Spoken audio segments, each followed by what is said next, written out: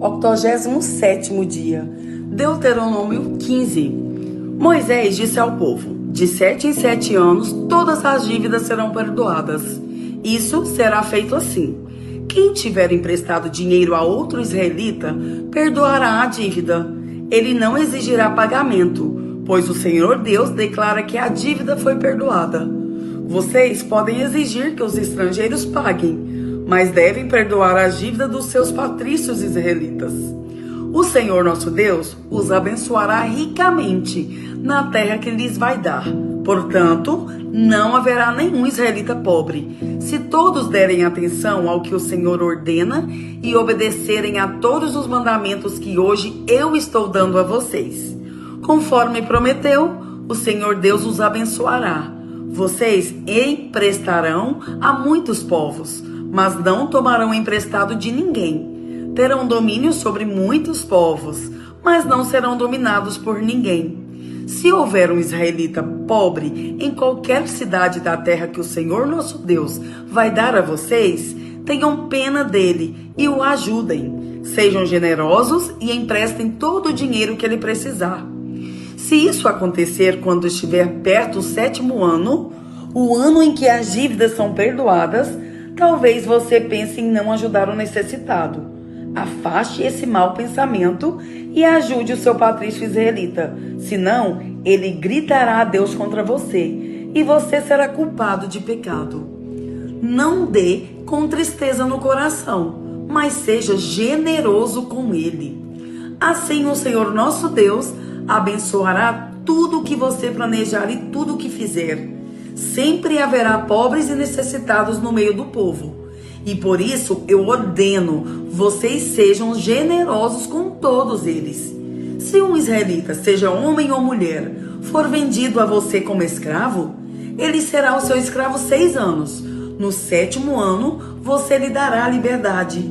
E quando ele for embora, não o deixe ir sem lhe dar alguma coisa. Seja generoso com as bênçãos que o Senhor Deus derramou sobre você. Dê ao escravo ovelhas, cereais e vinho. Lembre que você foi escravo no Egito e que o Senhor nosso Deus o tirou de lá. É por isso que eu estou dando esta ordem a você hoje. Mas talvez o escravo goste tanto de você e da sua família e se sinta tão bem na sua casa que não queira ir embora. Nesse caso, você deve levá-lo para a porta da casa e furar a orelha dele com um furador. Então, ele será seu escravo por toda a vida. E faça o mesmo com a escrava que quiser ficar. Não fique aborrecido quando você precisar dar a liberdade ao seu escravo. Afinal de contas, ele foi seu escravo 6 anos, ganhando metade do que se paga a um empregado. Faça o que eu mando, e o Senhor Deus abençoará tudo o que você fizer. A primeira cria das vacas e das ovelhas, se for macho, pertence ao Senhor nosso Deus. Portanto, não usem no trabalho essas crias das vacas e não cortem a lã dessas crias das ovelhas. Todos os anos levem esses animais para o lugar de adoração escolhido por Deus o Senhor. E ali na presença de Deus, vocês e as suas famílias comam a carne deles. Porém, se um desses animais tiver algum defeito, se for cego ou aleijado ou tiver outro defeito grave, não poderá ser oferecido em sacrifício ao Senhor. A carne desse animal deverá ser comida em casa. Todos vocês, tanto os que estão puros como os que estão impuros, poderão comer a carne desses animais defeituosos, como se comessem carne de gazela ou de veado. Porém, não comam o sangue. Despejem o sangue no chão como se fosse água. Deuteronômio 16. Moisés disse ao povo: comemorem a festa da Páscoa em honra de Deus, no mês de Abibe, pois foi numa noite desse mês que o Senhor nosso Deus tirou vocês do Egito. Vão ao lugar que o Senhor tiver escolhido para nele ser adorado, e ali ofereçam em sacrifício a ele um animal tirado do seu rebanho de ovelhas e do seu gado para a festa da Páscoa. Durante a semana da festa, Na festa, não comam pão feito com fermento. Comam somente pão feito sem fermento, pois era assim o pão que vocês comeram quando saíram das pressas do Egito. É esse pão, chamado pão do sofrimento, que vocês deverão comer durante a festa, para que nunca esqueçam o dia em que saíram do Egito. Durante 7 dias de festa, ninguém em todo o país deverá ter fermento em casa. E o animal que tiver sido morto no primeiro dia da festa será comido na noite daquele mesmo dia, não devendo sobrar nada para o dia seguinte. Os animais oferecidos em sacrifício na Páscoa deverão ser mortos em um lugar só, isto é, no lugar de adoração escolhido pelo Senhor nosso Deus. Em nenhum outro lugar da terra que Deus lhe está dando vocês poderão matar os animais. Matem os animais ao pôr do sol, pois foi nessa hora que vocês saíram do Egito. Cozinhem e comam o animal ali no lugar de adoração escolhido por Deus, e na manhã seguinte voltem para casa. Nos 6 dias seguintes só poderá ser comido pão sem fermento, e no 7º dia haverá uma reunião especial em honra do Senhor nosso Deus. Nesse dia vocês não trabalharão. 7 semanas depois de começarem a colher os cereais, comemorem a festa da colheita em honra do Senhor nosso Deus. Ofereçam a Ele o que quiserem, de acordo com as bênçãos que Deus tiver dado a vocês. E na presença de Deus, no lugar que Ele tiver escolhido para nele ser adorado, todos deverão festejar e se alegrar. Vocês, os seus filhos, as suas filhas, os seus escravos e as suas escravas, e os levitas, os estrangeiros, os órfãos e as viúvas que moram nas cidades onde vocês vivem. Não esqueçam que vocês foram escravos no Egito. Obedeçam fielmente a essas leis. Depois de separarem os cereais da palha e de espremerem todas as uvas, comemorem a festa das barracas durante 7 dias. Todos devem festejar alegremente. Vocês, os seus filhos, as suas filhas, os seus escravos e as suas escravas, e os levitas, os estrangeiros, os órfãos e as viúvas que moram nas cidades onde vocês vivem. Festejem durante 7 dias em honra do Senhor nosso Deus, no lugar que Ele tiver escolhido para nele ser adorado. Fiquem contentes e alegres, pois o Senhor lhes dará boas colheitas e abençoará tudo o que vocês fizerem. São estas as 3 ocasiões em que todo homem israelita deverá apresentar-se na presença de Deus, no lugar que ele tiver escolhido para nele ser adorado: a festa da Páscoa, a festa da colheita e a festa das barracas. Que ninguém vá sem levar alguma coisa para oferecer a Deus, porém, cada um deve fazer a sua oferta de acordo com as bênçãos que o Senhor nosso Deus lhe tiver dado. Nas cidades que o Senhor nosso Deus lhes der, vocês devem escolher juízes e outras autoridades para cada tribo. Eles julgarão todos com justiça e honestidade. Não serão injustos nas suas sentenças.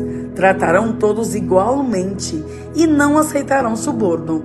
O suborno faz com que homens sábios e honestos fiquem cegos e deem sentenças injustas.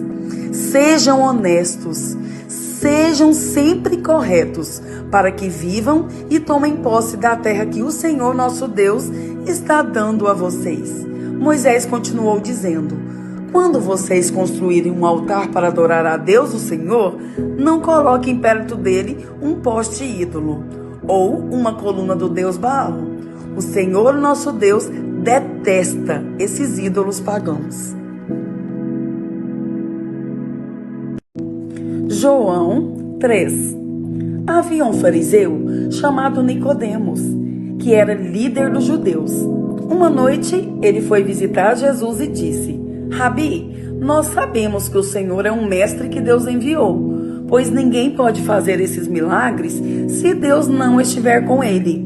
Jesus respondeu: eu afirmo ao Senhor que isto é verdade. Ninguém pode ver o reino de Deus se não nascer de novo.